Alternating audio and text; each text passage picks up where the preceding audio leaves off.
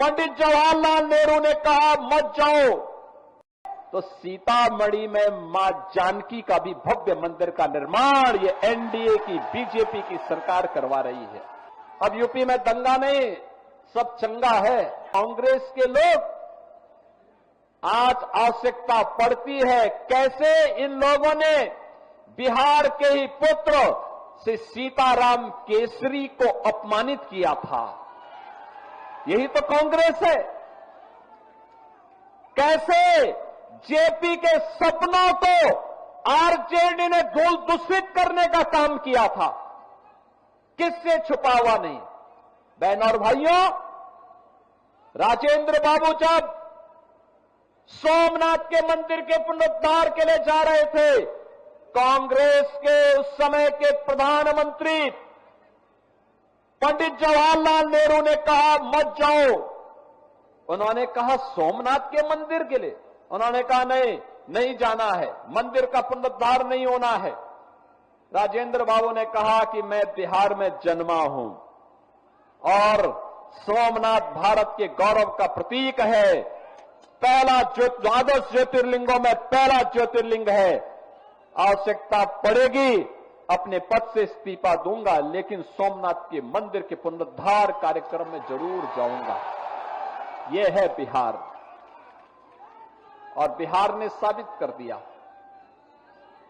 बिहार ने साबित कर दिया कि जिन लोगों ने राम मंदिर के रथ को रोका था, जिन लोगों ने सुप्रीम कोर्ट में एफिडेविट दाखिल करके कहा था कि राम काल्पनिक है, बिहार की जनता ने उनको खारिज किया और प्रधानमंत्री मोदी जी के नेतृत्व में आज अयोध्या में भव्य राम मंदिर का निर्माण हो गया है। आज आप अयोध्या जाएंगे, कितना सुंदर मंदिर बना है, दुनिया का सुंदरतम मंदिर, सुंदरतम मंदिर, सबसे भव्य मंदिर। और अगर अयोध्या में भगवान राम का मंदिर बन रहा है, तो सीतामढ़ी में मां जानकी का भी भव्य मंदिर का निर्माण ये एनडीए की बीजेपी की सरकार करवा रही है। बहनों और भाइयों, बहनों और भाइयों, भगवान राम मां जानकी को लेकर के जिस मार्ग से अयोध्या गए थे, उस मार्ग को भी ये एनडीए की सरकार राम जानकी मार्ग के रूप में बना रही है। 6155 करोड़ रुपए दे दिए हैं, कार्य युद्ध स्तर पर चल रहा है। अब बिहार अपनी पहचान के लिए मोहताज नहीं है।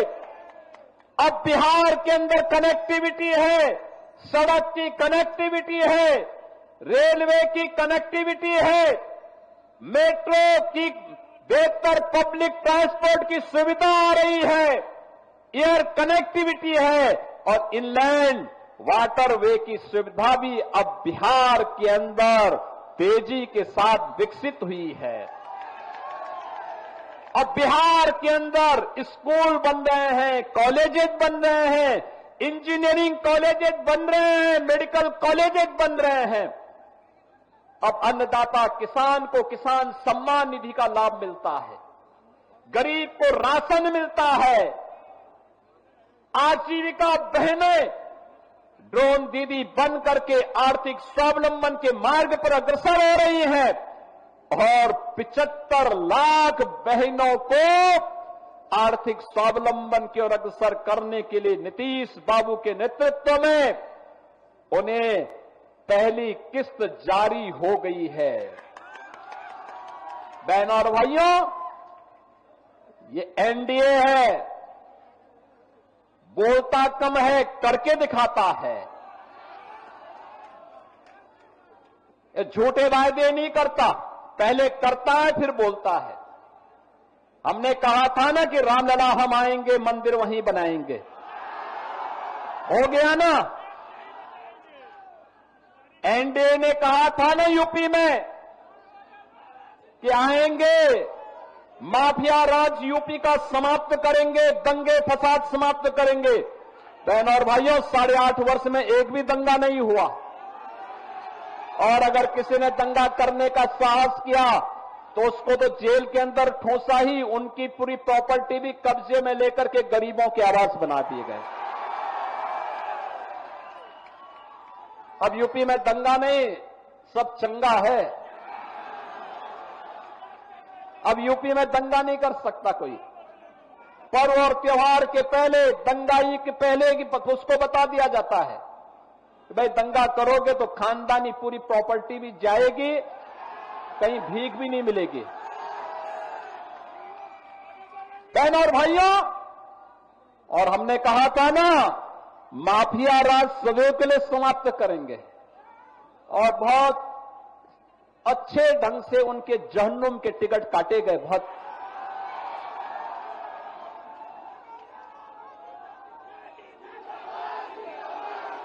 बिहार उस दिशा में आगे बढ़ रहा है। बहनों और भाइयों,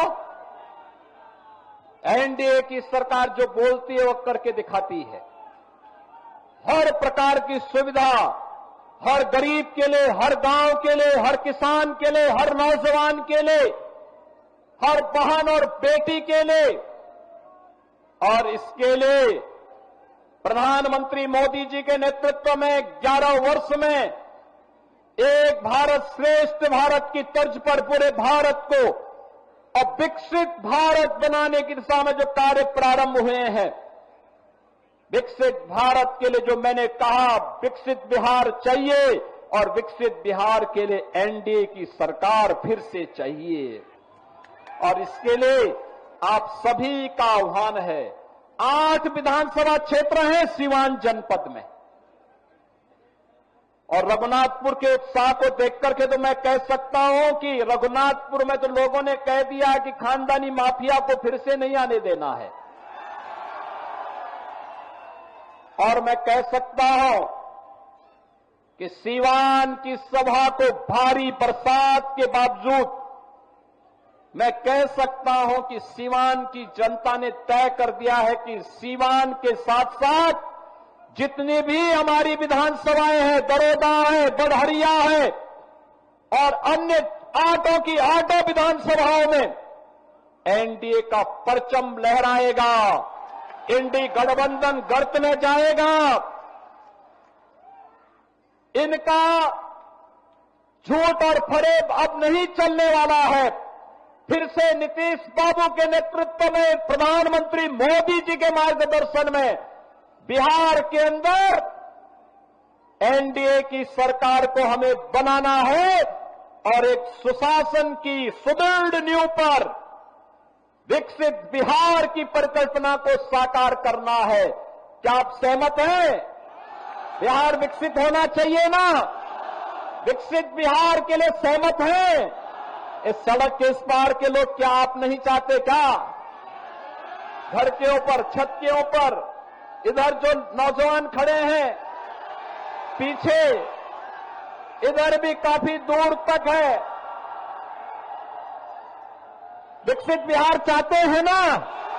विकसित बिहार चाहिए ना? तो विकसित बिहार के लिए एनडीए के प्रत्याशियों को जिताना पड़ेगा।